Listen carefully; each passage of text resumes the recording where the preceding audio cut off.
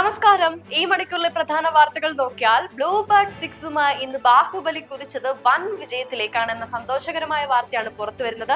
നോക്കാം ഈ മണിക്കൂറിലെ second round of വാർത്തകൾ. ആദ്യം തലക്കെട്ടുകളിലേക്ക്. അന്വേഷണം CPM ഉന്നതരിലേക്ക് നീളുന്നു. ശബരിമല സ്വർണ്ണക്കൊള്ള അന്വേഷണം മന്ദഗതിയിൽ. ആഘോഷപൂർവ്വം വിജയം. വാനോളം അഭിമാനമായി LVM-3 M6. മോഷണ കുറ്റം ആരോപിച്ച് യുവാവിന് ക്രൂരമർദ്ദനം, തലയൊട്ടിക്ക് ഗുരുതര പരിക്ക്. 2025 ജിയോയുടെ അസാമാന്യ കുതിപ്പ്. ടെലികോം ആധിപത്യം മുതൽ ആർട്ടിഫിഷ്യൽ ഇന്റലിജൻസ് വരെ.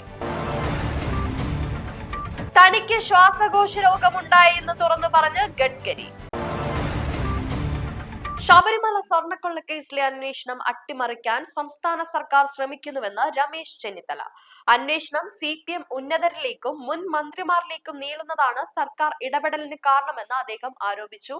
കേസിന് രാജ്യാന്തര മാനങ്ങളുണ്ടെന്നും ആന്റിക്സ് മാഫിയയ്ക്ക് ഇതിൽ പങ്കുണ്ടെന്നും അദ്ദേഹം ചൂണ്ടിക്കാട്ടി. ശബരിമല സ്വർണ്ണക്കൊള്ളയെക്കുറിച്ചുള്ള അന്വേഷണം വളരെ സാവധാനത്തിലാണ് നടക്കുന്നത്. ഇത് ബോധപൂർവം അന്വേഷണം അട്ടിമറിക്കുവാനുള്ള ശ്രമത്തിന്റെ ഭാഗമായാണെന്ന് രമേശ് ചെന്നിത്തല ആരോപിച്ചു. അന്വേഷണം CPMലെ ഉന്നത നേതാക്കളിലേക്കും മുൻ മന്ത്രിമാരിലേക്കും നീളുന്നതിനാലാണ് സർക്കാർ ഇടപെട്ട് ഇത് മന്ദഗതിയിലാക്കുന്നത് എന്ന് അദ്ദേഹം പറഞ്ഞു. കേസിന്റെ ഗൗരവം കണക്കിലെടുത്ത് CBI അന്വേഷണം വേണമെന്നും സത്യസന്ധമായ അന്വേഷണം നടന്നാൽ പല പ്രമുഖരും കുടുങ്ങുമെന്നും അദ്ദേഹം കൂട്ടിച്ചേർത്തു. ഇന്ത്യയുടെ കരുത്തേറ്റ ബാഹുബലി റോക്കറ്റ് ചരിത്രം സൃഷ്ടിച്ചു. പതിവൊന്നും തെറ്റിക്കാതെ ISROയുടെ ബാഹുബലി 15ാം മിനിറ്റിൽ വിജയം. ചെറിയ ഇടവേളയിൽ തുടർന്ന ദൗത്യങ്ങൾ നേട്ടങ്ങളായി മാറുന്നു. ISROയുടെ ഹെവി വെയ്റ്റ് ചാമ്പ്യനായ ലോഞ്ച് വെഹിക്കിൾ മാർക്ക് 3 US ഇന്നോവേറ്ററായ AST സ്പേസ് മൊബൈലിന്റെ പുതുതലമുറ ആശയവിനിമയ ഉപഗ്രഹമായ ബ്ലൂബേർഡ് 6നെ വിജയകരമായി ഭ്രമണപഥത്തിൽ എത്തിച്ചതായി ISRO അറിയിച്ചു. LVM-3MR എന്ന പേരിലായിരുന്നു ദൗത്യം. LVM-3യുടെ 8ാമത്തെ വിജയകരമായ ദൗത്യമാണിത്. ബഹിരാകാശത്ത് നിന്ന് സ്മാർട്ട് ഫോണുകളിലേക്ക് നേരിട്ട് ബ്രോഡ്ബാൻഡ് കണക്ടിവിറ്റി ലഭ്യമാക്കാൻ ലക്ഷ്യമിട്ടുള്ളതായിരുന്നു വിക്ഷേപണം. ഇന്ത്യൻ സമയം രാവിലെ 8:54 ശ്രീഹരിക്കോട്ടയിലെ 2ാം വിക്ഷേപണ തറയായ സതീഷ് ധവാൻ സ്പേസ് സെന്ററിൽ നിന്നുമാണ് റോക്കറ്റ് കുതിച്ചുയർന്നത്. ബ്ലൂബേർഡ് 6ന് ഏകദേശം 6100 കിലോഗ്രാം ഭാരമുണ്ട്. ഒരു ഇന്ത്യൻ റോക്കറ്റ് ഇതുവരെ വിക്ഷേപിച്ചതിൽ വെച്ച് ഏറ്റവും ഭാരമേറിയ പേലോഡാണിത്. ISROയുടെ റോക്കറ്റ് വിക്ഷേപിക്കുന്ന ഏറ്റവും ഭാരമേറിയ ഉപഗ്രഹമാണിതെന്നും ISRO ചെയർമാൻ V നാരായണൻ പറഞ്ഞു. 43.5 മീറ്റർ ഉയരവും 640 ടൺ ഭാരവുമുള്ള LVM-3 ഇന്ത്യയിലെ ഏറ്റവും ശക്തമായ റോക്കറ്റാണ്. 2023 ചരിത്ര പ്രസിദ്ധമായ ചന്ദ്രയാൻ 3 ദൗത്യം ഉൾപ്പെടെ LVM-3ന്റെ ഇതിനു മുൻപുള്ള 7 ദൗത്യങ്ങളും വിജയകരമായിരുന്നു. സ്റ്റാർലിങ്ക് അല്ലെങ്കിൽ വൺവെബിൽ നിന്ന് വ്യത്യസ്തമായി IAST സ്പേസ് മൊബൈലിന്റെ സാങ്കേതിക വിദ്യ ദൈനംദിന സ്മാർട്ട് ഫോണുകളുമായി നേരിട്ട് ബന്ധിപ്പിക്കുന്നു. പ്രത്യേക ടെർമിനലുകളുടെയോ ഗ്രൗണ്ട് സ്റ്റേഷനുകളുടെയോ ആവശ്യകത ഇല്ലാതെ തന്നെ കണക്ടിവിറ്റി സാധ്യമാക്കുന്ന സാങ്കേതിക വിദ്യയാണ് ഉപയോഗിച്ചിരിക്കുന്നത്. News desk ഗ്ലോബോൺ.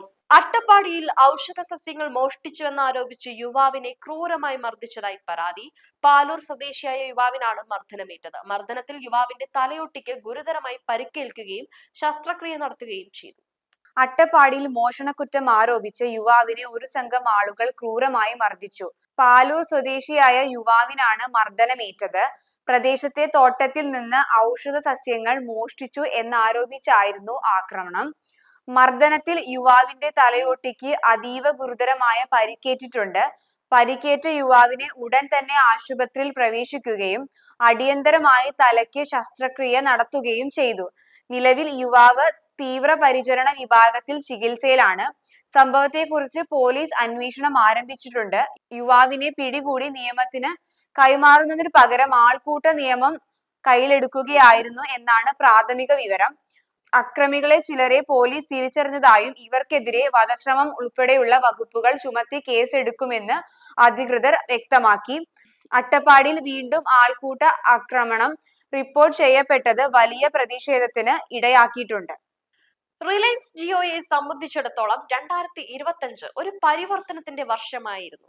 ഈ വർഷം ജിയോ വിപണിയിലെ ആധിപത്യം അരക്കിട്ടുറപ്പിക്കുക മാത്രമല്ല, ഇന്ത്യയുടെ ഡിജിറ്റൽ ഭാവിയെ നിർവചിക്കുന്ന ഒരു സാങ്കേതിക ശക്തിയായി സ്വയം അടയാളപ്പെടുത്തുകയും ചെയ്തു.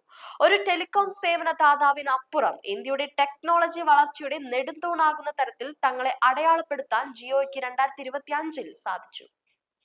ടെലികോം വിപണിയിൽ പുതിയ ചരിത്രം കുറിച്ചുകൊണ്ട് റിലയൻസ് ജിയോ 2025 സമാനതകളില്ലാത്ത മുന്നേറ്റം കൈവരിച്ചിരിക്കുകയാണ്.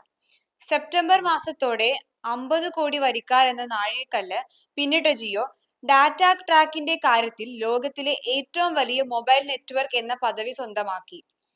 വർഷത്തിന്റെ ആദ്യ 10 മാസത്തിനുള്ളിൽ തന്നെ 2.5 കോടിയിലധികം പുതിയ വരിക്കാരെ ചേർക്കാൻ കമ്പനിക്ക് സാധിച്ചു. നിലവിൽ ജിയോ നെറ്റ്വർക്കിന്റെ ശരാശരി പ്രതിമാസ ഡാറ്റ ഉപയോഗം 38.7 GB എന്ന റെക്കോർഡിലേക്ക് ഉയർന്നപ്പോൾ മൊത്തം ഡാറ്റ ട്രാക്കിന്റെ പകുതി 5G നെറ്റ്വർക്കിലൂടെയാണ് ഒഴുകുന്നത് എന്നത് ശ്രദ്ധേയമാണ്. 23.4 കോടിയിലധികം ഉപഭോക്താക്കൾ ഇതിനോടകം തന്നെ ജിയോയുടെ 5G സേവനത്തിലേക്ക് മാറിക്കഴിഞ്ഞു. അന്താരാഷ്ട്ര തലത്തിലും കരുത്തുറ്റ സാന്നിധ്യമാകാൻ ജിയോയ്ക്ക് ഈ വർഷം സാധിച്ചു. അമേരിക്കൻ കമ്പനിയായ ടി-മൊബൈലിനെ പിന്നിലാക്കി ലോകത്തിലെ ഏറ്റവും വലിയ ഫിക്സഡ് വയർലെസ് ആക്സസ് സേവനദാതാവായി ജിയോ എയർ ഫൈബർ മാറി. പ്രതിമാസം 10 ലക്ഷം പുതിയ കണക്ഷനുകൾ നൽകുന്ന എയർ ഫൈബർ തദ്ദേശമായി വികസിപ്പിച്ച സാങ്കേതിക വിദ്യയുടെ കരുത്തിലാണ് ഈ നേട്ടം കൈവരിച്ചത്. 5G 6G മേഖലകളിലായി 3400-ലധികം പേറ്റന്റുകൾ ഫയൽ ചെയ്ത ജിയോ കേവലം ഒരു സേവനദാതാവ് എന്നതിലുപരി ഒരു ആഗോള ടെക്നോളജി പവർ ഹൗസായി മാറിയിരിക്കുന്നു. ഭാവി സാങ്കേതിക വിദ്യയായ ആർട്ടിഫിഷ്യൽ ഇന്റലിജൻസിലും ജിയോ വലിയ ചുവടുവെപ്പാണ് നടത്തുന്നത്. റിലയൻസ് ഇന്റലിജൻസ് എന്ന പുതിയ വിഭാഗത്തിലൂടെ സ്വന്തമായി ലാർജ് ലാംഗ്വേജ് മോഡലുകൾ വികസിപ്പിക്കാനും അത് വമ്പിച്ച ഡാറ്റ ശേഖരം ഉപയോഗിച്ച് പരിശീലിപ്പിക്കാനും കമ്പനി തയ്യാറെടുക്കും. സ്പേസ് എക്സ്, മെറ്റ തുടങ്ങിയ ആഗോള കമ്പനിയുമായുള്ള തന്ത്രപരമായ പങ്കാളിത്തവും ഏറെ നാളായി കാത്തിരുന്ന IPO പ്രഖ്യാപനവും ജിയോയുടെ വിപണി മൂല്യം കുതിച്ചുയരാൻ കാരണമായി. ചുരുക്കത്തിൽ 2025 എന്നത് ജിയോയെ സംബന്ധിച്ചിടത്തോളം ഇന്ത്യയുടെ ഡിജിറ്റൽ ഭാവിയെ നിർവചിക്കുന്ന ഒരു പരിവർത്തന വർഷമായി മാറിയിരിക്കുകയാണ്. ഡൽഹിയിൽ വായു മലിനീകരണ തോത് 400-ൽ നിന്ന് 360-ലേക്ക് താഴ്ന്നതായി റിപ്പോർട്ട്. മലിനീകരണം നേരിടാൻ കർശന നടപടികൾ സ്വീകരിക്കുമെന്ന് കേന്ദ്ര പരിസ്ഥിതി മന്ത്രി ഭൂപേന്ദർ യാദവ് വ്യക്തമാക്കി. അതിനിടെ മലിനീകരണം മൂലം തനിക്ക് ശ്വാസകോശ രോഗം പിടിപെട്ടതായി കേന്ദ്രമന്ത്രി നിതിൻ ഗഡ്കരിയും വെളിപ്പെടുത്തി. ഡൽഹി നിവാസികൾക്ക് നേരിയ ആശ്വാസം പകരുന്ന വാർത്തയാണിപ്പോൾ പുറത്തു വരുന്നത്. വായു മലിനീകരണ തോത് കഴിഞ്ഞ ദിവസങ്ങളിൽ 400-ൽ നിന്ന് 360-ലേക്ക് കുറഞ്ഞതായി റിപ്പോർട്ടുകൾ വ്യക്തമാക്കുന്നു. ഇതോടൊപ്പം ഡൽഹിയിലെ കനത്ത പുകമഞ്ഞിലും ചെറിയ കുറവ് രേഖപ്പെടുത്തിയിട്ടുണ്ട്. മലിനീകരണ തോത് കുറഞ്ഞത് വായുവിന്റെ ഗുണനിലവാരം നേരിയ തോതിൽ മെച്ചപ്പെടുത്തുവാൻ സഹായിച്ചിട്ടുണ്ട്. ഈ സാഹചര്യത്തിൽ മലിനീകരണം നേരിടാൻ സർക്കാർ കർശനമായ നടപടികൾ കൈക്കൊണ്ടു എന്നാണ് കേന്ദ്ര പരിസ്ഥിതി മന്ത്രി ഭൂപേന്ദർ യാദവ് അറിയിച്ചു. സംസ്ഥാനങ്ങളുമായി ചേർന്ന് ഏകോപിതയായി പ്രവർത്തിച്ച് ഈ പ്രശ്നത്തിന് ശാശ്വതമായ പരിഹാരം കാണുമെന്നും അദ്ദേഹം വ്യക്തമാക്കി. ഇതിനോടകം തന്നെ ഡൽഹി ഉൾപ്പെടെയുള്ള ഉത്തരേന്ത്യൻ സംസ്ഥാനങ്ങളിൽ ഓറഞ്ച് അലേർട്ടും ജമ്മു കാശ്മീരിൽ യെല്ലോ അലേർട്ടും പ്രഖ്യാപിച്ചിട്ടുണ്ട്. മലിനീകരണം വലിയ തോതിലുള്ള ആരോഗ്യ പ്രശ്നങ്ങൾക്ക് കാരണമാകുന്നുണ്ടെന്നാണ് ഇതിൻ്റെ അകത്തെ പ്രധാനമായിട്ടുള്ള വസ്തുത.